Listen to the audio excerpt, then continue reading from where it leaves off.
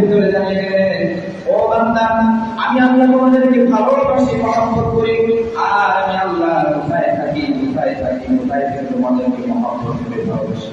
আল্লাহ রাব্বুল আলামিন সুন্দর করে বলে দিলেন, ওয়া ইযা সাআলাকা ইবাদি আন্নী ফাইন্নী করিব উজিবু দা'ওয়াতাদ দা'i ইযা দা'আন ফালইস্তাজীবু লি ওয়াল ইউমিনু বি লা'আল্লাহুম ইয়ারশুদুন।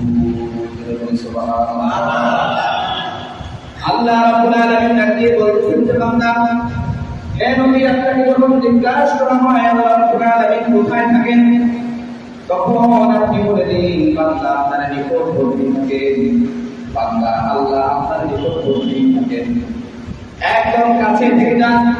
আল্লাহর কাছে যখন আপনি প্রার্থনা করেন, আল্লাহ রাব্বুল আলামিন সঙ্গে সঙ্গে আপনার প্রার্থনাগুলো শুনেন। শুধু তাই নয়, প্রার্থনা শোনার সঙ্গে সঙ্গে আল্লাহ রাব্বুল আলামিন আপনার সকল গুনাহগুলোকে মাফ করে দেন। তোমরা আল্লাহর কাছে তওবা করো, আর আল্লাহ তোমার গুনাহগুলোকে মাফ করে দেন। এখন তোমাদের কাজ হলো, কর্তব্য হলো আল্লাহ রাব্বুল আলামিনের যত হুকুম আছে, যত বিধান আছে, নিঃসংশয়ভাবে কোন সন্দেহহীনভাবে আল্লাহর এই বিধানকে, আল্লাহর এই হুকুমকে তোমরা মেনে নাও। যদি তোমরা মেনে নিতে পারো, আল্লাহ রাব্বুল আলামিন বলেন তোমরা দুনিয়া এবং আখিরাতে উভয় জাহান্নামে সর্বদা মুসলিম করবে। ঘোষণা কার? আল্লাহ।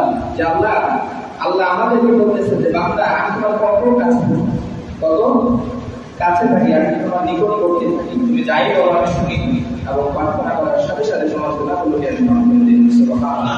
শুধু গুনাহ মাফ করে দেই না, যা আমার কাছে চাও, আকাঙ্ক্ষা করো, তোমাদের যত মনের আশা আছে, আমি আল্লাহ রাব্বুল আলামিন সেই আশাগুলোকে পূরণ করে দিই। সুবহানাল্লাহ।